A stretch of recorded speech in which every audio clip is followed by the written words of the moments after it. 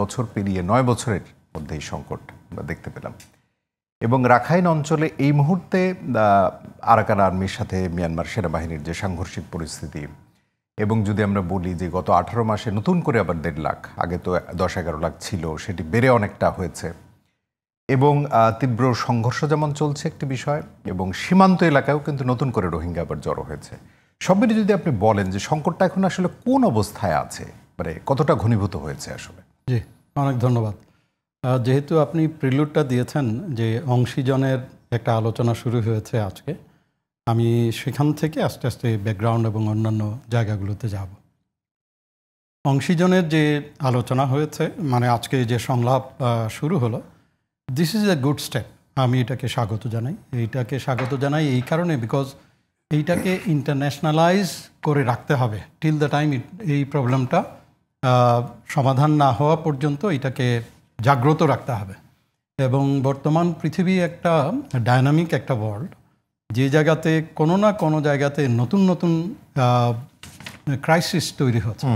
So যখনই নতুন একটা ক্রাইসিস তৈরি হয়, তখন ওয়ার্ল্ড গ্লোবাল পাওয়ার, রিজিয়নাল পাওয়ার, আন্তর্জাতিক যে সংস্থাগুলো আছে, তাদের দৃষ্টি কিন্তু ওইদিকে চলে যায়। অনেকগুলো ঘটনা হয়ে গেছে এর মধ্যেই। ইন্ডিয়া পাকিস্তান হয়েছে, ইরান ইসরায়েল যুদ্ধ হয়েছে, Ukraine war lasting for last 3 years plus. তো এই জন্য এই ডায়নামিক এই ওয়ার্ল্ডে এইটাকে যেহেতু সমাধান হয়নি, সুতরাং এটাকে আন্তর্জাতিকীকরণ করা খুব জরুরি, বাংলাদেশের জন্য খুব প্রয়োজন। সো সেই বিবেচনায় এই অংশীজনের সংলাপটা প্রণিধানযোগ্য এবং একটা পজিটিভ সাইড বলে আমি মনে করছি। এর সাথে রিলেটেড প্রশ্ন হয়তো বা আসবে যে আমরা তো অনেক ধরনের ইনিশিয়েটিভ এই পর্যন্ত 8-9 বছর ধরে নিয়েছি, কিন্তু যে কাঙ্ক্ষিত যে সমাধান, অর্থাৎ sustainable honourable repatriation of the Rohingya, সেটা তো হয়নি। তো সেইটা না হওয়ার পেছনে অনেক ধরনের জটিলতা, কমপ্লেক্সিটি এর মধ্যে আছে। আমি আস্তে আস্তে ওইটাতে যাই। যেমন রোহিঙ্গা সমস্যাটা হলো, এটা আমাদের না, এই সমস্যাটা হলো মিয়ানমারের। তো মিয়ানমারে উদ্ভূত যে সমস্যা, সেই সমস্যাটা এসে পড়েছে আমাদের উপরে। So unless we resolve that problem in Myanmar, এই সমস্যাটা, রোহিঙ্গার সমস্যাটা সমাধান কোনোভাবেই সম্ভব নয়। মিয়ানমারের ভেতরে যে ক্রাইসিসটা, এই ক্রাইসিসটা জন্মলগ্ন থেকেই এই ক্রাইসিস, অর্থাৎ 1948-এ যখন এরা স্বাধীনতা লাভ করে, সেই সময় থেকেই এই ক্রাইসিসটার শুরু হয়েছে। এবং সেই ক্রাইসিসটা আরও ঘনীভূত হয়েছে যখন 1962 সালে নে উইন যখন ক্ষমতা দখল করেন, তারপরের থেকে সমস্যাটা আরও বেড়েছে।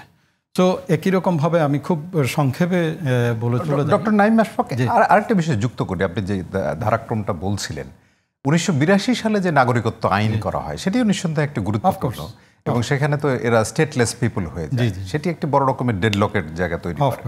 জি, তো আমি 62-র পরে 1974-এ তারা একটা কনস্টিটিউশন করে, 1978-এ তারা এই রোহিঙ্গাদের উপরে অত্যাচার নির্যাতন করে, যে যখন প্রায় 2.5 লক্ষ রোহিঙ্গা বাংলাদেশে চলে আসে।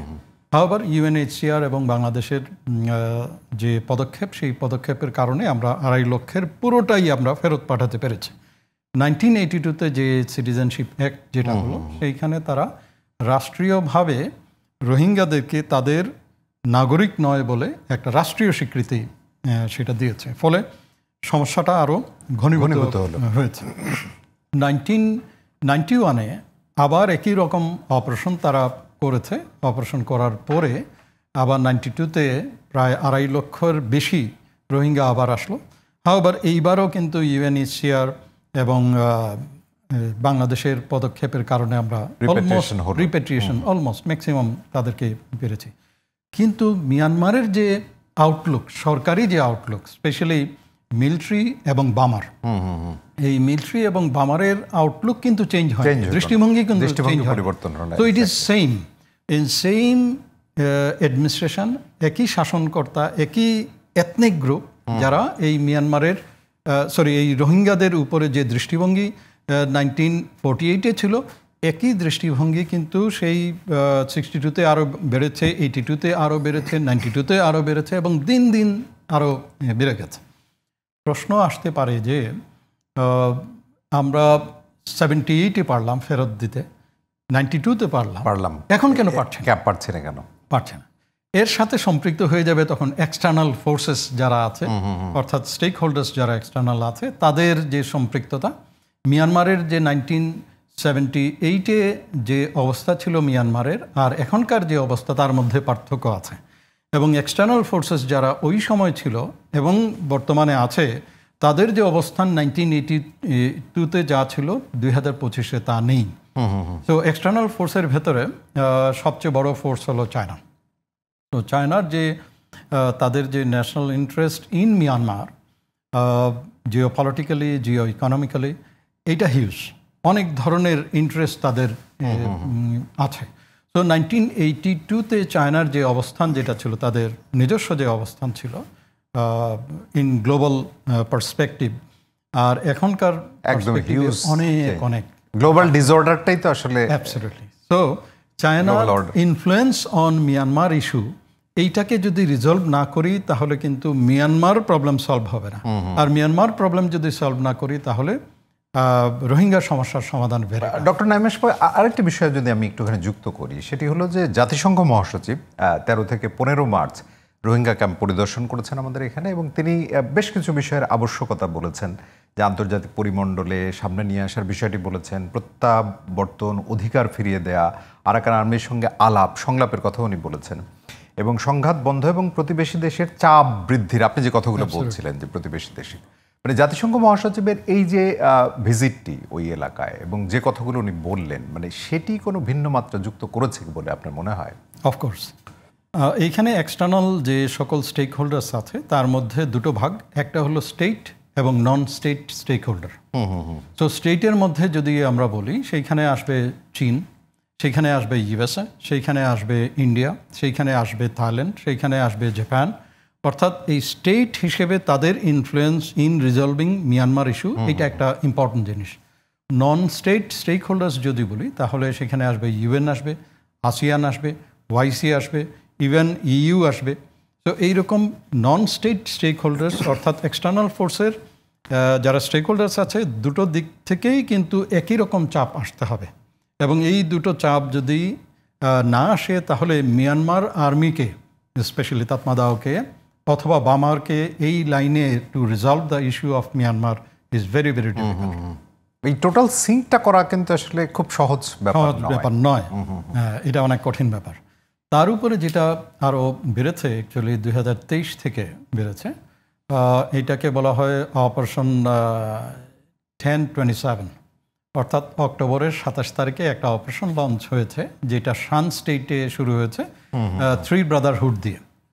তো সেইখানে এই যে এথনিক আর্মড অর্গানাইজেশন যারা আছে, এই এথনিক আর্মড অর্গানাইজেশনগুলো তারা তাতমাদাওয়ের এগেনস্টে যুদ্ধ করছে 1948 থেকে, এবং তার মধ্যে সবচেয়ে পুরনো হলো ওয়া স্টেট, এবং ওয়া স্টেটে কিন্তু তাতমাদাওয়ের কোনো কন্ট্রোল নাই, মানে মিয়ানমারের কোনো কন্ট্রোল নাই।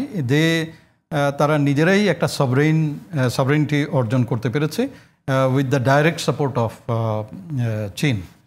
তো এইবার যখন যেটা হলো 23 সালের অক্টোবরে, তখন চায়না তাদেরকে 3 ব্রাদারহুডকে সাপোর্ট দিয়েছে due to some of the internal complexity. কীরকম সেটা হলো, চাইনিজ অনেক কমিউনিটি আছে যারা বাস করে শান স্টেটে, তাদের স্বার্থ রক্ষা এবং যে বিআরআইয়ের পার্ট হিসাবে সিম্যাক বলে এটাকে, চায়না মিয়ানমার ইকোনমিক করিডোর, তার পার্ট হিসাবে যে গ্যাস এবং তেলের লাইন তারা ইউনান থেকে কায়েক পাও পর্যন্ত, অর্থাৎ রাখাইনের যে সমুদ্র বন্দর সেই পর্যন্ত এনেছে, সেইটার সেফটি সিকিউরিটি প্লাস হলো যে ইনভেস্টমেন্ট যেটা তারা শান স্টেটে করেছে, সেই ইনভেস্টমেন্টেরও এক ধরনের অব্লিগেশনস ছিল। সো দে সাপোর্টেড 3 ব্রাদারহুড, এবং 3 ব্রাদারহুডের সেই সাপোর্টের কারণেই কিন্তু তাতমাদাও শান স্টেট থেকে চলে যেতে বাধ্য হয়েছে। এই 3 ব্রাদারহুডের একটা আর্মড অর্গানাইজেশন হলো আরাকান আর্মি। তো আরাকান আর্মি নভেম্বর 2023 তারা একদম নর্থ থেকে অপারেশন শুরু করেছে ফ্রম ইনসাইড চীন স্টেট, যেটা একটা জায়গার নাম হলো পালেতোয়া বলে। সেই পালেতোয়া থেকে তারা অপারেশন শুরু করেছে, এখন অলমোস্ট পুরো রাখাইন স্টেটটাই তারা ওভাররান করেছে।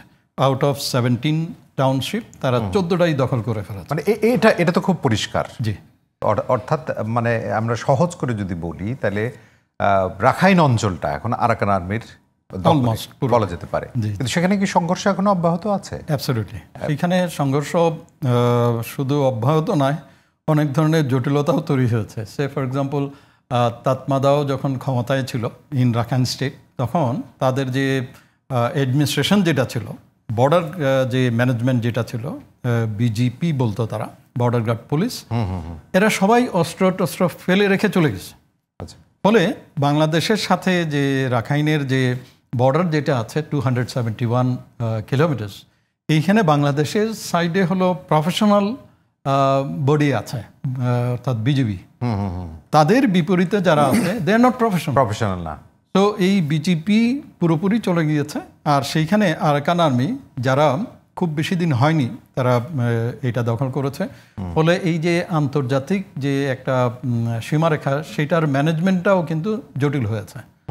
প্লাস হলো তাতমাদাও চলে যাওয়ার সময় huge amount of arms ammunition তারা কিন্তু ফেলে রেখে চলে গেছে। These are all unaccountable. এর সাথে সম্পৃক্ত হয়েছে যে Arakan army they need money. তো তারা টাকা পয়সার সবচেয়ে সহজ উপায় হলো ড্রাগ। সো তারা এই ড্রাগটাকে ওয়ান অফ দ্য টুল হিসাবে ব্যবহার করছে to earn money and continue with their fight. তো ফলে আমাদের জন্য থ্রেট শুধু আমাদের না, বাংলাদেশ থেকে শুরু করে এই রিজিয়ন অ্যান্ড দ্য ওয়ার্ল্ড সবার জন্য একটা বড় ধরনের হুমকি হলো কিন্তু এই ড্রাগ, নার্কো টেররিজম। এই পুরো বিষয়টা নিয়ে রাখাইনে এখন কিন্তু অনেক ধরনের কমপ্লেক্সিটি তৈরি হচ্ছে। এইটার আরও জটিলতা তৈরি হয়েছে যখন আরএসও এবং আরসা তাদেরকে যখন তাতমাদাওর সাথে লিঙ্ক হয়ে তারা যখন আরাকান আর্মির এগেনস্টে যখন যুদ্ধে গিয়েছে, তখন এমনিই Arakan Army is not in favour of Rohingya. তার উপরে যখন আরসা এবং আরএসও তাতমাদাওয়ের পক্ষে আরাকান আর্মির এগেনস্টে যখন যুদ্ধ করছে, তখন বিষয়টাকে আরও জটিল তৈরি করে।